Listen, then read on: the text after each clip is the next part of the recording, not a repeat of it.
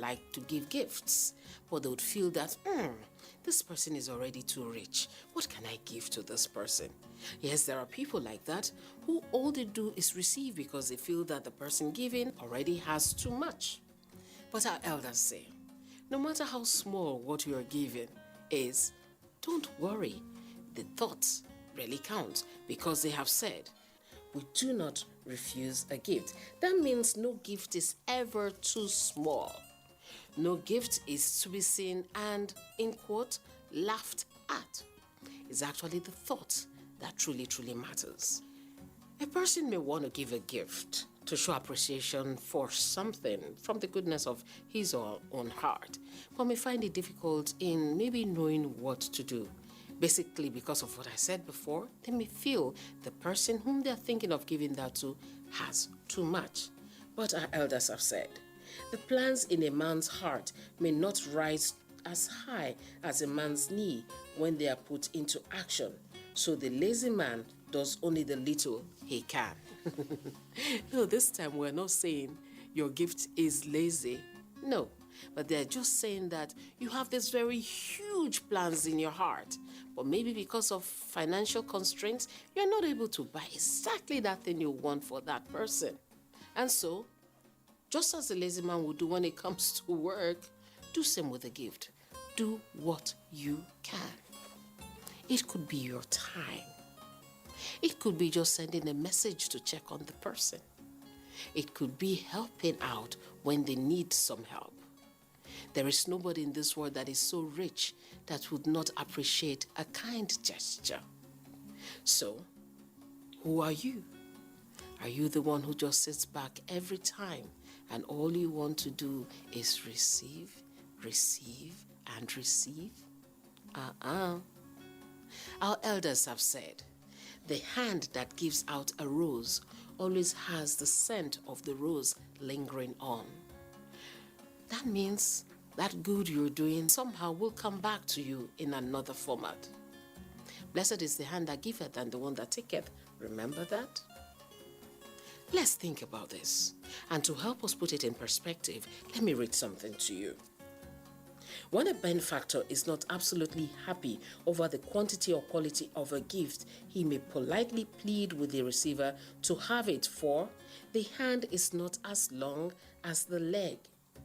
But the receiver, who is definitely satisfied, would counter this by saying that it is the host who has any food at all to serve a guest that would say, just manage this. What would he who has nothing to offer say? That is the question.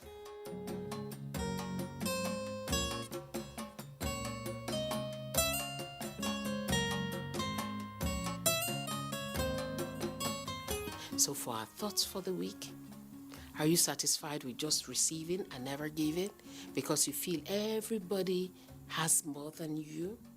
Think about it, my friend, because always receiving and never giving doesn't give room for growth.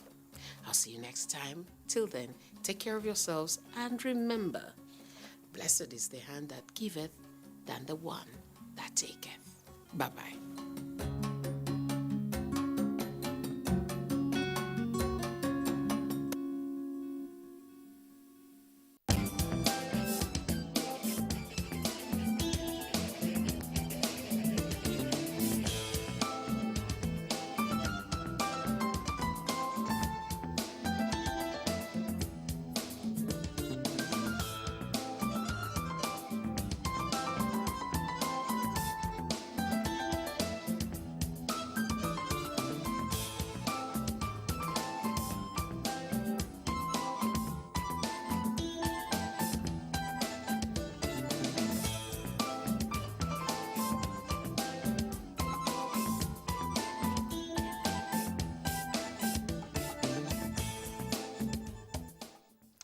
Hello, it's a lovely day again, and the show is Conversations, reaching you from the largest television network in Africa, the NTA. My name is Elizabeth, and I always get very excited when I sit here because we will be trashing something real big. At the end of the day, positive impacts will be created. Now, what is our topic today? I will usher it in, but I would like to ask you a question. Do you have someone you look up to? How has the person influenced you? And do you have other people looking up to you? How have you been able to impact on them? Very important. The topic is mentorship. What does it mean? At what point does it begin? And everything around it. As usual, beautiful ladies are in the house, and all of them are well vested to talk about this topic today. And when we get them introduced, you get to find out why I say they are all well positioned to speak on this. Let's start with, what's your name? Junifer Uzadike. I don't know your name, Junifer. Junifer, what happened to the J? Well, I was born in June actually, and my parents wanted each of their children to have a relatively unique name. So it started out as June Baby, and then it became Junifer. So as I'm born October, if I were in your house, I'll probably be answering. Probably. October. I'll tell you though, it's been a great name for me because it always opens, conversations. There's always something to break the ice. So it's Junifer. And I'm sure you keep having people correct your name. All the time. I went to school in the US, and when I would tell Nigerians my name, they would say, tell me your real name, like Exactly. not your, like, it's Junifer. All right, so what do you do? So I teach, and I own a school, Fruitful Orchard Montessori School, and I also teach at the school. I am also an author. I recently published a book with a co-author called The Montessori Baby to guide parents on raising their children the Montessori way from birth. I most importantly am a wife and a mother to 3 children who I try to mentor daily. My school covers we serve children from 15 months old until 12 years old, and it's really the Montessori way of educating is a community-based method. So while we educate the children in school, we also support the parents and do a lot of support for parent education so that they are also supporting their children in a way that aligns at home. Okay, so when my grandchildren come, I'll look for you. Please do. Hello, good morning. I'm happy to be part of this beautiful women. Yeah, I'm a life coach. My name is Tokes Giwa Amu. Of course we know you. He's a regular in the house. And our president, is your first time on this show, but definitely your first time. Yes, that's why I'm just like watching to know what's going to happen. Yes, my name is Ijoma Imeribe. I'm the president and founder of Women Africa. God bless you. All right. So she also is a mentor and a coach to a large extent. But before we get to unfold that topic and what it means to us and what effects it could have on the society if done well, we will take this little break and get to find out from the streets, what do people think about mentorship, and do they have one? Let's say that. For now, I don't have a mentor. Earthly, I don't have a mentor, but God is the only mentor I have. And the reason for this is that when I was growing up, I had a mentor. But in the long run, I discovered that the outward appearance of my mentor was not really who he is behind. So when I discovered, it really affected my life. I don't expect any young one to look up to me. The reason is, I will give you my advice. It is left for you to take it or you drop it. Don't look on to me. Really, actually, especially it's like Dangote, because I read one of his one lecture he delivered. He said one of the problem people are facing in business is that when you start, you get failure, you just stop. He said when you fail, don't stop, continue. Look at what is the problems, why you fail, try and correct it, not leave. Because I have some people that I'm working with them in my business sector. I'm always encourage them and tell them what I learned from my mentor. So I'm just trying to put this in their mind so that they can achieve. My mentor is Dr. Jumai Amodu. So I thank God I learned a lot, like integrity. And he's somebody that always believes in everybody. As in anything that you are doing under her, then you should know what you are doing. Like most of us that are not more with her now, Then, as in their space, we are still finding as in another person to replace. Why? Because of how they take their job, as in their work, seriously. I can say my mentor is Engineer Abdullah Suleiman. He has been there for me since from day one. He studied the same course I studied. I even went to university because I saw he studied electrical and computer engineering. And he is like he motivated me to go to the place I am now. Yes, as I'm talking to you now, I have like more than 7 people that I'm mentoring the same way he mentored me. I have a mentor who is my pastor. He teaches me godly things, how I should abstain from evil things, how to take care of good people surrounding me, how to relate myself with God. I learn from him for his own behavior, then I emulate his behavior, and I emulate his good things he has been teaching us in the church. I don't have a particular mentor, but there are some people that I look up to, a particular field of life and discipline. So I actually read about their works, their kind of life, and the way they be able to impact people.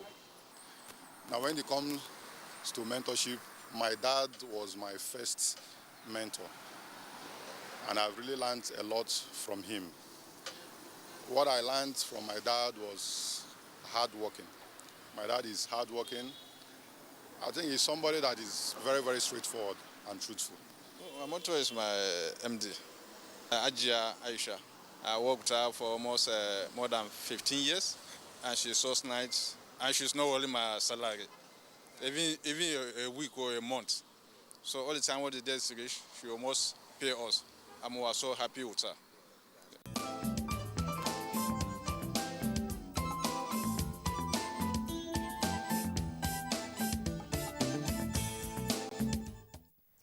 All right, we're back to the studio, and the show is still on mentorship. We all heard what lots of people there said. We'll get back to all of that and interpret them as we go on. But I'd like to really know. You mentioned something when you started. You have 3 lovely children, and you're mentoring them. At what point does mentoring start? I think that for children, it starts from birth in many ways. And people wonder, like, from birth, does the child really know what's happening? But our children actually absorb everything that we do, right? They look at us, they see how we move, how we talk, how we act. And that's what mentorship is. It's setting an example for someone else, guiding their behavior, guiding their actions, guiding their values. And for children, that starts from birth. It's unconscious, but it's happening. So I think it starts right from the moment your child is born. They have a special mind. Nobody teaches them how to walk. They learn how to walk by watching people in their environment. Sometimes I watch my son and my husband, they even walk in the same way. Like, my husband didn't consciously teach him to walk like that, but by watching his dad, he walked like that. So mentorship starts for children from the moment they're born. Their parents or their primary caregivers are usually their first mentors. Because they say children, go ahead.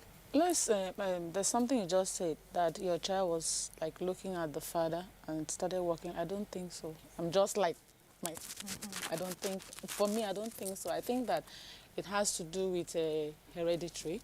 Your child is walking like you, not because you're walking like that, but because there's something else that is bigger than that. Yeah. It's not like a specific limp or anything. It's just like a style of moving. Yeah. It's, for example, I'll just give another example. So in a home where maybe you want to close the cupboard and you don't use your hand, you just are always using your side to push it in. Your child will start doing that. I'll give you an example. Not hereditary. I'll tell you something. I was born like somebody I didn't know in my father. So at the time when I went back to my father as an adult, when I was getting married, they have always said your father is someone else. And then this time I wanted to get married, so the truth was like coming out. So when I went there, so there was a day I was eating guava.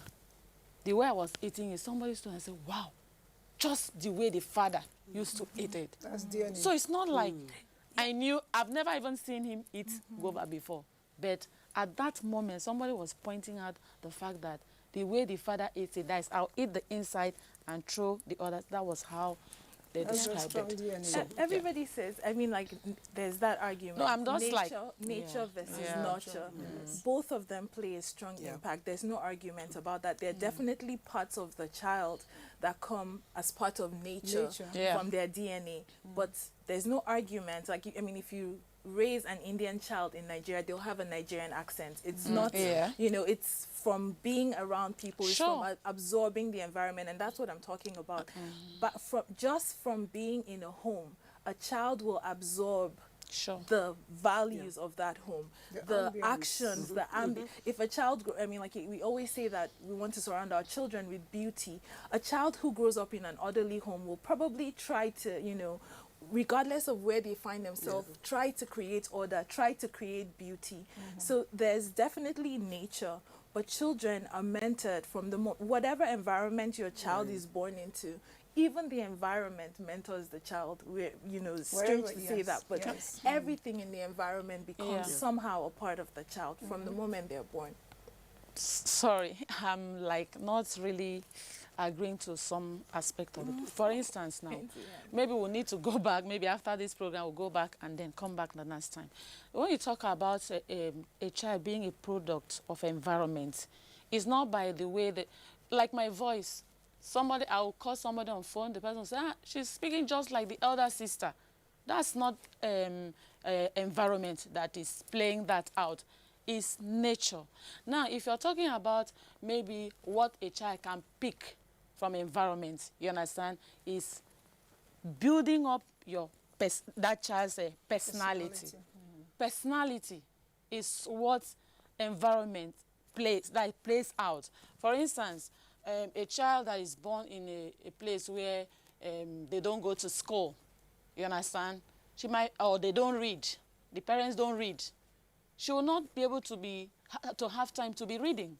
But if a child grows up in an environment where people read, that child will also learn how to want to read. Yes. So that is what I can understand. But if you're talking about the other aspect, nature, playing that role of building up a character, you need to teach me more. You know you're a teacher. So what she's saying, right, both of you have your point. But what she's talking about is the fact that in the home, what you see affects you, influences you. And I'll tell you, for example, when I was growing up, my mom, before I got into secondary school, my mom, my first mentor, right? And my mom was very prim and proper, very sweet, beautiful, and does everything, walks well. And she always talked to me about walking right and things like that. And she insisted I go to Queen's College, you know, because that's her. And again, I got into Queen's College. So we're talking about home, and we're talking about environment. And in Queen's College, the first thing they tell you, maybe the principal at the time, Mrs. Kafaro, will say, you're all queens. So that gets in your head. They teach you how to walk. They teach you how to talk. They teach you how to sit right. These are things that my mom had always imbibed in us and had taught me, okay, actually I'm an only daughter anyway, so maybe let me say me. And so that sits with you. And I don't know if they still have it, because even when we're younger, they say, oh, Queen's College girls. First of all, you walk tall, you sit straight, you talk properly. These are things that have always, so it just sort of flows, so which is what you're saying. So these things just come with you and sort of falls in line with who you are and where you're coming from. And so it adds to who you are. So you're mentored from the house, from your home to your school, your environment. And then, of course, by the time after a certain age, you're already formed. So you now have values set, you have beliefs, you know, and things that guide you. And you will always sort of come out back to remember where you're coming from. You know, the basis for me is very important. If we get it wrong at the early stage, a lot of times the reverse is important, which is why the family still remains the first unit. Exactly. You know, and the parents, a lot of times, sometimes because we're carried away with economic pursuit, we forget to actually pay attention to that.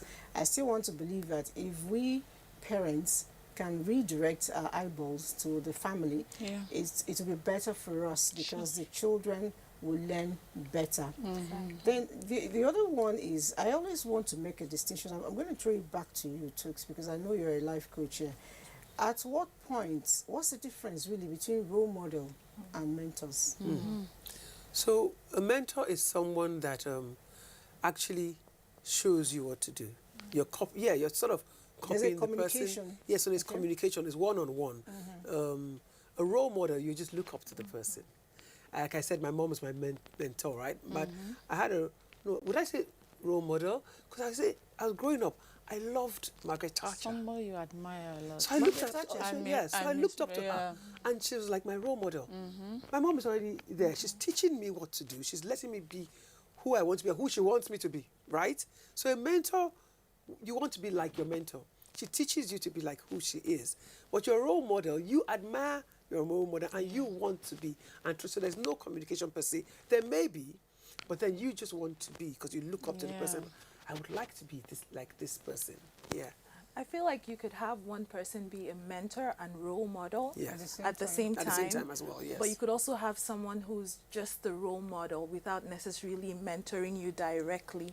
I think mentoring is a direct relationship. Yes. It's a conscious choice in a way from one person. It can be a conscious choice from a mentor to mentor a mentee, or from a mentee to seek out the mentor to guide them. Yeah, so most of the time the mentee, you'd have to, because I'm not sure that mentor would pick, if I just pick you to mentor you, it doesn't, if you're not receptive, it's not going to flow. I'm thinking about, again, my thought process is always children. We choose to mentor our children, whether you're a parent or a teacher, and the children don't have a choice or like a guidance counselor. You don't force them, but you can kind of interest them. You can buy their interest. You can guide them. You can, there's a way from a mentorship perspective that you make it appealing to them. But it's usually the adult's choice, not necessarily the child's choice. So that's coming from that perspective. But when you're already old, if I would talk to somebody now, the person has to be ready. Right. Exactly. Right. So if you don't want the help. All right, so you're going to add something? Yes, I was like trying to imagine, think out something, like I would like say that, okay, mentors are supposed to be parents because that is your first foundation. So when the foundation is wrong, every other thing could be wrong. And of course, when we talk about mentorship, we talk about the home and also the school. But nowadays, we have teachers who just want to go and teach. Unlike before, where we have teachers who really have passion, because I believe in anything you want to do, you must be passionate. It is the passion that brings out the best in you. So as a teacher, you are you own a school, you're the everything, but you also employ other people, you understand? And then, like me, the people that taught me when I was growing up, I still do have so much respect for them. I just keep seeing them as if they were second God to me. Why? Because they kind of impacted my life, and they didn't see any error. Those days, teachers, you must do it the way that your students or your pupils will not even see anything to say about you that is negative. So do we still have those things in the school now? Okay, for instance now, as I was growing up, like I told you, I was my own self, born here and there, working myself, nobody to lead me. But I used to read a lot. There's this book I was reading, Lace. That Lace, it had so much to do with my life. So I was really admiring that girl, how she started from a nobody as an orphan girl, left, abandoned by the parents and all those stuff, and she was suffering all her life alone. So I built up that admiration. So she was not like a mentor, but in me, I was seeing her as somebody I wanted to be like, because she started from small and became, and became a model. That is, she became a big celebrity. So every time I always have that at the back of my mind that I want to be like her. So I was not opting for anything less. I just wanted to be a guys just there, building myself to that top that I was dreaming of. And somehow, I don't know how, everything I ever thought of being in my life, I looked at people, I loved them, I admired how they did it, and it was working out for me. So if I say that, oh, I had a mentor, I didn't have one. The only time I could say I actually had a mentor was when I went to the Bible school, and just one woman a particular family, I admire them so much. Why? Because we are human beings. Even if I have you as my pastor, there might be things I'll see that you do, you know, that are wrong. So I cannot say because my pastor is a pastor and is supposed to be a role model to others, and then I pick you as my role model because you have not impressed me enough. But this woman actually impressed me. And I used to, maybe I call her, we call her then a Christian mother. Do you know why? Because you can have a lot of things to say about others, but herself, you will not. Okay. You know, a lot of times, what you just mentioned during the exactly. breakup, somebody mentioned that he does not have a role model, and that's because a role model failed him at a point. And of course, he even went aggressively. Nobody should look up to me because I too, I am human. Now, I kind of felt, do I say sympathy or empathy? I think all of that for that young man, because he must have had something that really hurt him. It's far beyond that. It brings me to, wonder, are there points for me, I have changed role models severally. Exactly. I've changed mentors severally. If you mentor me and your NAFDAC number expires, I move. I look for another one. And sometimes I have more than one, two at a time, mentoring me on how to cook, mentoring me on how to be a lady, mentoring me on different things. In broadcasting, I've had all of that. Our president is having a reaction. You're recalling your past days and what she went through growing up. I know. Not easy. I know. So we're not going to let you do that, but I know how it feels, growing and struggling. But there's a tissue box there. We can let you have that to assist you. Thank you. Okay, so like I was saying, when your role model begins to fail, we should know when your objective is no longer there. How do we move away to avoid imbibing the wrong thing? I'll let the life coach answer that one. The truth is, first of all, you start, when you start with reflecting from where this happened, what happened, why were you so, why did I believe so much in this person? Then you start to ask yourself, who am I and what is it all about? Because like she said, we're all human beings. That guy on TV, he was really upset. What did they do to you? But where are you now? And the truth is that change, they say what the only constant thing in this world is change. And I'm happy that you said, your role models can change. Your mentor can change. Let them be who they are. They are human beings. But you concentrate on yourself. Who are you? And be true to who you are. And then start asking yourself questions. What am I all about? What do I desire? She was in church and looking up to somebody. What do you want for yourself? She read books. I want to be like this and I want to be like that. For yourself, who are you and what do you want? So you start to answer your own questions as opposed to somebody else's life. So you realize that I can be me. Yes, we were brought up to be like mom, to be like dad, to follow in the way that our teachers taught us. But then at the end of the day, like I always say, when you school, you come out, I want to be a doctor. And then you even start becoming a doctor. You realize that, oh my God, I don't really like the whole medicine thing. So who am I? I just want to sew. I want to bake. So be true to who you are and be happy in who you are. So you need to find a state of happiness and contentment. When you're content with what's going on around you, then you start to blossom. If you're not content. So that's why that man on TV was quite angry. And he's like, I don't want to be a mentor to somebody else. So that I don't mess up their life. Somebody once asked me, how come you go to church every Sunday, you try to take the back seat, you never go in front? I said, I don't want to see the preacher as a man or a woman. That's man in generic this thing. I don't want to see the preacher as a human being. I just want to hear the word of God because I know the preacher is an embodiment of flesh and blood and capable of failing. And if I begin to look onto the preacher, I may not be able to take health. What am I saying? Let's just try to take the positive things about people and drop the negative things. And let me get back to Ijoma Meribe. I know it's an emotional moment for you. Yeah, somehow, because it's something that touches my life, you understand? And I know that there are a lot of people, young people that are also going through what I went through in life, you understand? Some of them never made it, and some of them did. So it's something that maybe when I want to talk about it, I try to cast my mind back to how I was able to get to where I am right now. And like she was saying, it's not like, if I know of some parents that were smoking, immediately they knew that their first child has come into the world, they stopped smoking because they didn't want their children to be like them. You understand? So it's not everybody that, sometimes you have mentors, you know, but I look at mentors as people who should be, that is near perfect. I didn't say they should be perfect, oh. There should be near, there may be things you're doing, but don't let the people that are looking up to you to see those things, because you will cause them to fall.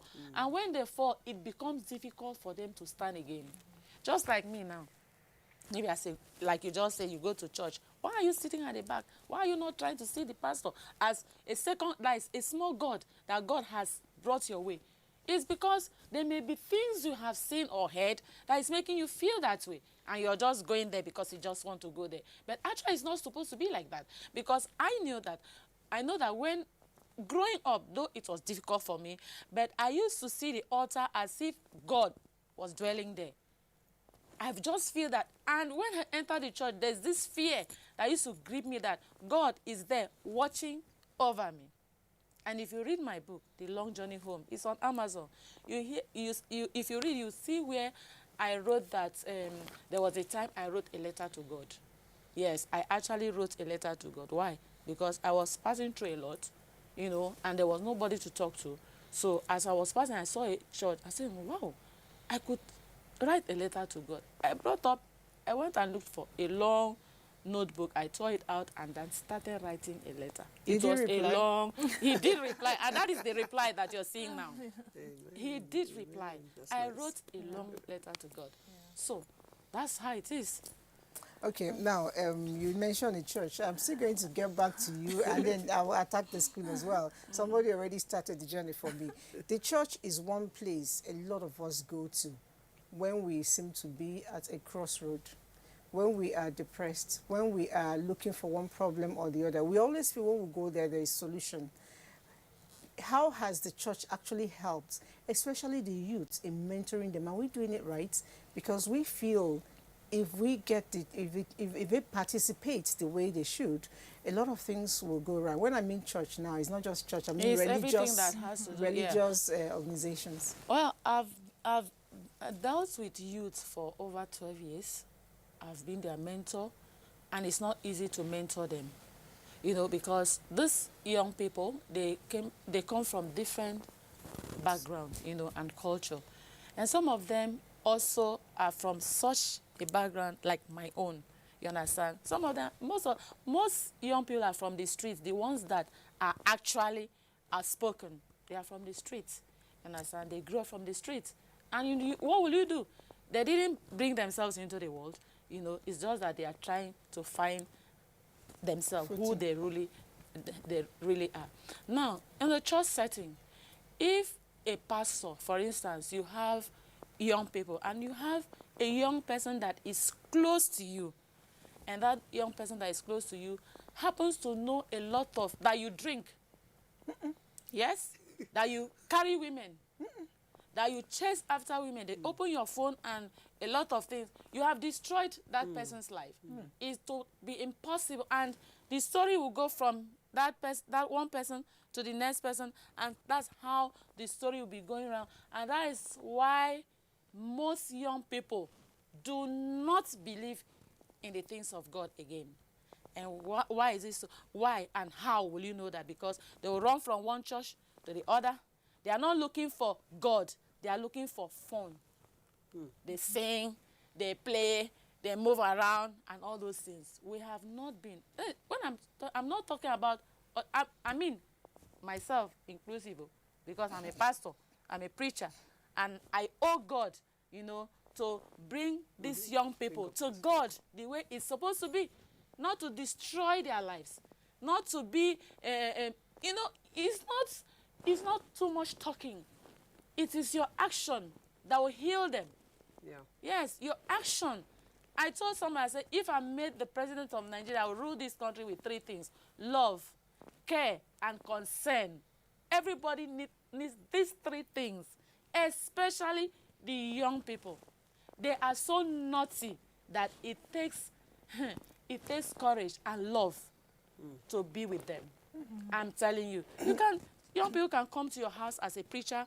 They eat. After eating, they leave the house. What do? Why did they come? You're sitting down.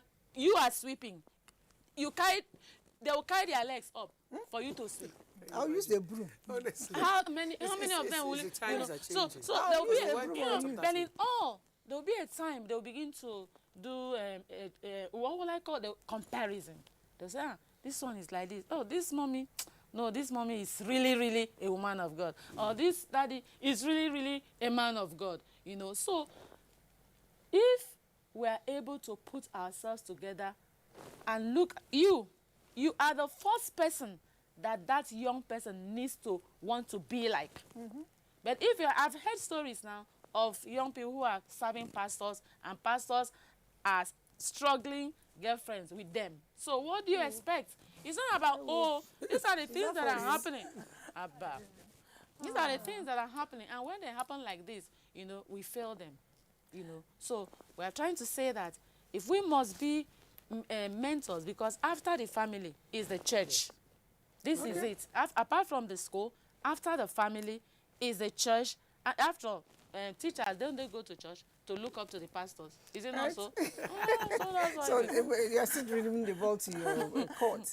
Let's find out. Teachers, growing up for me, the fear of your teacher was the beginning of wisdom. And the worst for me is that my mother was a teacher. So I had it in the house, I had it outside. But these days, some people seem to think it's different. I don't know. I was asking a few persons, they told me it's because we stopped calling the female teachers miss. We call them aunties now. The male ones, we call them uncle instead of sir. So I don't know, but there's something missing. I've actually never thought about it from that perspective. In my school, the children actually do call us miss. Like, I'm called Miss Junifer. The teachers are called Miss or Mr.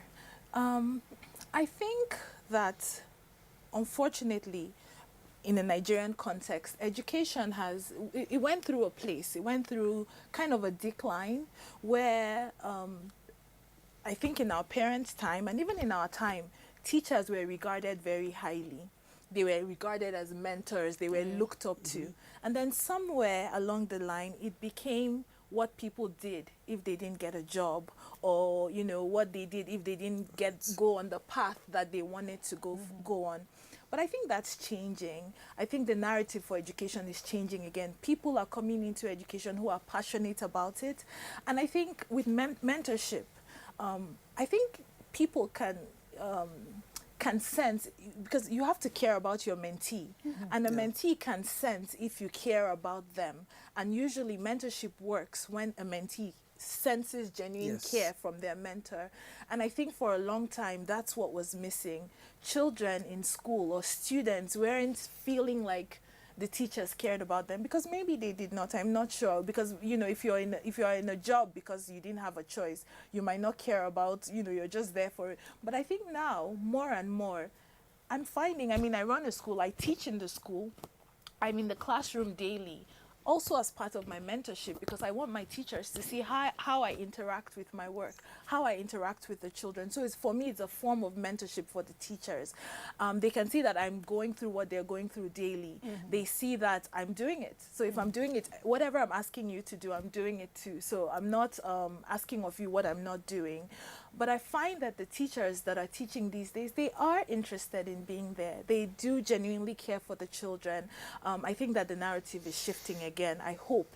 I interact with, I think so. When we were in school, we had, as soon as you were being enrolled, they had guidance counseling units.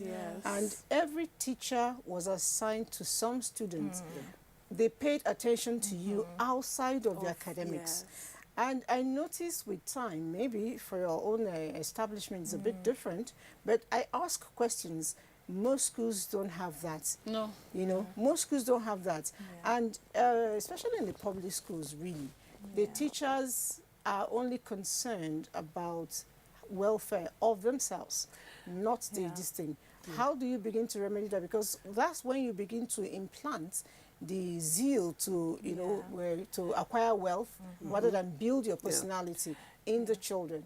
So I think that, again, within our context in Nigeria, I get it. Like, I'm not going to judge anyone. I mean, I think in the public sector, for example, in the public schools, it's difficult. You know, if you're supposed to spend, you know, you're supposed to run your life, pay all your bills from 30,000 or 20,000, it can be challenging to think of anything else. I'm not excusing it, but I see how, you know, you're thinking about other ways to supplement your income, you know, but I feel like from a overarching perspective, teachers who are there want to do, you know, they want to do the work that they have been called to do, which is mentor children, guide them. But you can't give what you don't have. You have to take care of yourself first. So I think the government needs to mentor teachers by paying them well and taking care of them so that they can do what they are Can I say called something? to Two do. things I'd like to say. Respect and a sense of responsibility. As we are growing up, or let me just, besides us, even in homes nowadays, we should learn respect. And remember that respect begets respect. You know, so I respect you, you respect me, and you go outside and you give it. And a sense of responsibility in the sense that whatever I'm doing, I should do it with all my ability, loyalty, and integrity. So then that helps somebody else that's looking up to you. If you can respect the next person, they will respect you. And they see what you're doing, and they see how well you're doing it, and you're doing it from within, you know, with all, you know, you're talking about love, care, and contentment, consent, and things like that. So the sense of responsibility. What is it that you're doing? What is the outcome of what you're doing?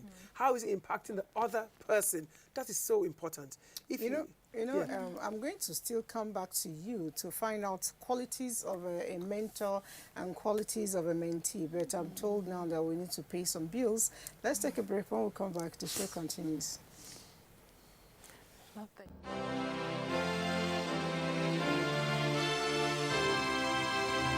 We want to talk about rights, there are obligations. I'm not saying that this government is a saint, it's very far from it.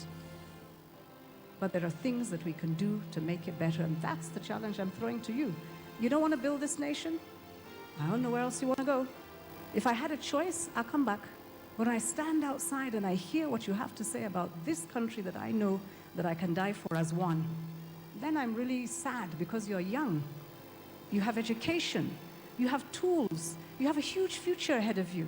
And you're condemning yourself before you started on that journey. So please don't do that. Please don't.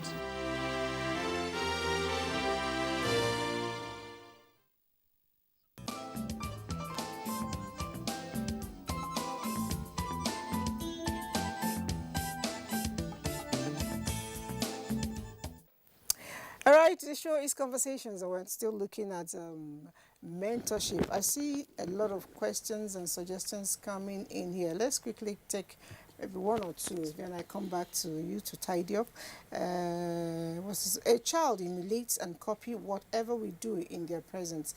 Parents are the first mentors of all children, so let's be careful what we do in the presence of our children, because they copy whatever we do. From Hamed Babatunde.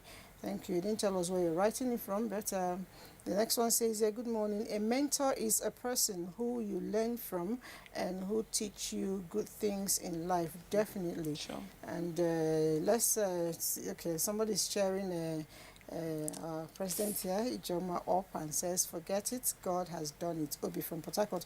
Let's skip the messages for now and quickly take on where we stop. I was asking, I said, a lot of times we do not even know the qualities of a mentor, even when we are playing the role. What should we be doing as mentors to people? Why I asked that is, I was reading up something somebody said. He said, they ask you to make sacrifices, you say you don't do sacrifices. Even when it's a simple thing as answer your call, reply text messages. You say, I'm not the call type. I'm not the text type. it's called sacrifice for people you care about, not necessarily love, you care about. After all, Jesus, in spite of all your sins, he went and died on the cross. Is he the dying type? It's not.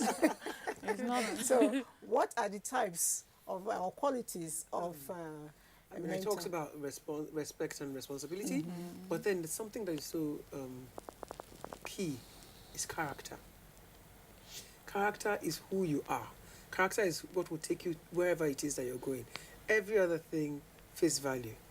So the character of your mentor, right, should speak volumes. You know, it's something that it shows right from when you come in. And how do you light up the place? Is your mentor encouraging you? You know, encouragement is so important. We're talking about guidance, counseling, and all of that. And then how do you communicate? Putting somebody, lifting a person up, putting the person down. You know, how do you applaud the person?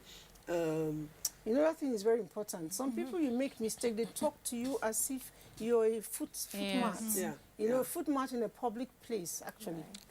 And that has destroyed you. It just brings you down. You walk with your head down as opposed to... But when somebody tells you, oh, that thing you did, oh, you did so well, but you could have done it in this other way. You know, so you sort of... The person understands that, okay, I didn't do it right. Or you say, you know what, and as a mentor, I say, you know what, I would have done it this way. So that's a mentor. Say, I could have done it, but for me, with the life coaching, we don't do I could have. But that's the difference between mentoring and coaching. So a mentor will let you know that, look, this is what you should do in this way. You know, so the person's character should speak volumes, and you should be able to build people in their space as opposed to in your own space. Because yes, I'm your mentor. You are who you are. You know, so you need to recognize the person's own worth and value and the person's personality. So those three things will come up and form that person, as opposed to, yes, I'm your mentor, be like me. But mentorship sometimes is an unconscious thing. Yes, but when you're chosen, of parents. Yes. yes. It's I an think unconscious I stuff. love what she said about meeting them in their own space, because that's what I think about for children, meeting them where they are. Often we have in our mind a picture of what we want our children to be, and you know, we want to create them a certain way. What I found from this work is that, and I think that that's what mentorship does. The work as a mentor is actually in improving you improve yourself too. You know, because you're trying to be a better person so you're not trying to change them. You try first to change yourself to be, because they see you. Yeah. They see who you are. They see your interactions with them. They see the way you communicate with them. In the home, you know, you might tell your children, speak respectfully, and then you turn and you yell at your house help. You know, so the work is in yourself first. You say, you know, it's good to be on time, but then you have a meeting with your mentee and you show up late, or you know. There's something I want to ask. Maybe I'm trying to build it in my mind. If, for instance, you're a mentor and then you're trying to build yourself to be like, don't you think that a mentor, like I said, is people who are following you are doing that unconsciously? Don't you think that you need to be yourself? Yes. Because people love you and you become their mentor because you are yourself. Yes, I think you should be yourself, but you need to, we humans, we have a need for self-perfection. Yeah, you need to upgrade yourself. No, for instance now, okay, go ahead. No, I'm not asking you to change and become someone else. I'm asking you to be your best self always. Yeah. You're showing up as your best self always. Don't ask of people what you're not willing. I agree with this one now. I agree with you on this. I said okay, before. I agree with you, because if you must be my mentor, you don't need to pretend to me. No, or you absolutely do, not. yes. You No, excuse now. Yes. You just have to. Like this woman, I'm telling you, she doesn't even know I believe in her as my mentor, but I watch her and try to, you know, follow her up, the things she does and all those stuff, and that's how I was able to say, okay, this one is my mentor. And you know what? Sometimes when I'm doing something and I'm thinking I'm going wrong, I'll imagine in my mind what What she would have. Yes. Yeah. Exactly. You I understand? think we're actually So, saying the saying same the thing. same I'll just Yeah. imagine him. And then another thing I want us to look at is, we talked about government. Now we may be talking about school. We are looking at the private sector. What about the public school? You understand? So what are they doing there? How do we become of help to them? We are talking about the teachers. They don't have money and all those stuff. They are doing business and all those things. And so what are they supposed to do? Because even the teachers there, even though they are passionate for the work, they also need mentorship. And they also need the government to, do something. In fact, I used to always believe that government should actually concentrate their money, on those people, educating these teachers, giving them enough money. We keep talking about things that are not too important to us, because the teachers are the foundation. And for any government to do well, education is paramount. So definitely. the government should invest more on their teachers, education, and everything. So private sector, they can do anything they want, They can really. Okay, so she's shaking. She's Like, agreeing. stop shaking. We We always argue to get to a point of To a point. agreement. Yes, definitely. If you're well paid, you work better. Yes. Now, I've seen people walk up to people, young people, middle age, walking up to someone and say, I want you to be my mentor. And then you look around, somebody mentioned that his mentor is Dangote, and I said, this person is looking for loan. Sometimes the mentees do not even know what they want. Yes. They are looking out for somebody, okay, this person is successful, so let me go and tap in it as my mentor is going to pay my wedding bills. Wedding bills Yes. and all of that. What should a mentee be looking out for before you choose a mentor, assuming you're in a position to choose for yourself? So this also comes down to you again. Who are you and what are you all about? And what do you want to be? Right? I gave, for example, my mom, how she is. I said I had a Margaret Thatcher as a role model. So who are you? What do you want to be? How do you see life? You can't choose somebody that you don't want to be like, because the person is somebody in society or the MD of a bank that will give you a loan or promote you in your job. No, because then you'll be fake. We're talking about being authentic here. So you need to move with somebody that you would actually go out and say, that person, when they see the person, I would like to be like this person. He wears his cap properly. He fits into the seat excellently, beautifully well, and things like that. So you look out for who you would want to be like. Choosing those things, like I said, sense of responsibility. Right, Is that a role model or a mentor? As a mentor. Is that supposed to be a role model or a someone mentor? who could care about you, who they might not care about you initially directly, but they might care about your cause or your success. Maybe someone who's interested in seeing women succeed, or who is interested in seeing young, you could find a connection, someone that you could find a connection with. And I just also wanted to say that it's a skill, right? Choosing well, making good decisions, and all of these things actually start from childhood. So as parents and teachers, we could actually teach our children from a young age to choose right. Yes. Okay, so this one says, my 5-year-old daughter came back from school on her birthday and told me, Daddy, I told my teacher that today is my birthday, and she said, that's your business. What do you have to say about that? It does happen like that. And that's Ugo from Port Harcourt. That's really harsh. That teacher is harsh. Also, look at this trending news on this thing. Oh, happy birthday, dear. Nothing. I think again, that's first should say that's very unfortunate, because again, children will learn from us more when they sense that we care for them. What's an easier way to show a child that you care about them than just saying happy birthday? Exactly. I'm so excited To it's anybody. your birthday. All right, so I shed tears when I thought of what Ijoma passed through to become who she is today. But I can assure you, God will take you far beyond your imagination in Jesus' name. That's from Apostle Akko Yusuf Gabriel. Okay, I don't know where he's writing from, but that's it. And someone says here, father and mother are the primary mentors for science. Has proven that right from the womb, children learn. Yes, true. When they make noise in your belly, tap, they keep quiet. Good morning. Concerning conversation on the ground, my mentor, whom I want to be like, he suddenly changed and turned himself in as if God baffled me. And I started I think drinking. it's God. Well, wow. Okay, sorry about that. And somebody says, yeah, again, please tell Ijoma maybe that I love her and I pray. Okay, she loves all of us here too. You didn't write your name. So would have liked to know who is loving us like this. Okay, and a lot of accolades here for what we're discussing today, but I really don't have much of time. Just one sentence or two to wrap it up there on my neck. So what would you be? I think it starts from the beginning. We can first be good mentors for our children, and as they get older, 6 to 12 especially, guide them to find mentors in their interests. Okay. Yeah. Starting afresh. If you lose it, start afresh. Right? Your mentor is not your role model.